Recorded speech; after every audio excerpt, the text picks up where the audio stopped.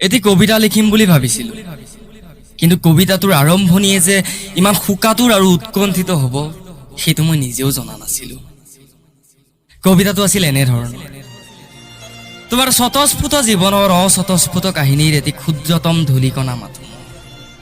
আচলতে কি জানা, মোৰ কবিতাত তোমাৰ নাম লিখাৰ সামৰ্থ্য মোৰ নাই। তুমি আছা, তুমি আছিলা, তুমি থাকিবা।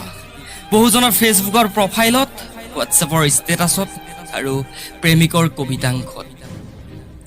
হয়তো ফেচবুক, হোৱাটছএপ, মেছেঞ্জাৰবোৰ ভৰি পৰে তোমাৰ অনুৰাগীৰ মেছেজেৰে, কিন্তু মোৰ বাবে যে আজিও তুমি এটা গধুৰ স্বপ্ন, যি আপডেট কৰি তোলে মোৰ অপেক্ষাৰ ছফ্টৱেৰ, ভাইব্ৰেট কৰি তোলে হৃদয়ানুৰাগ। আৰে তোমাৰ সপোনবোৰৰ বাবেইতো জীয়াই থকাৰ প্ৰেৰণা পাইছোঁ।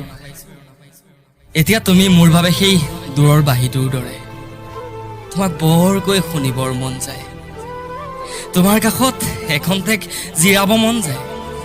আজি কি হৈছে নাজানো, হৃদয়ৰ ব্যাকৰণখনো ভুল হৈ গৈছে তুমি হীনতাৰ যন্ত্ৰণাত। এতিয়াতো বৰকৈ মনত পৰিছে ভাস্কৰৰ সেই গীতৰ কলিটো।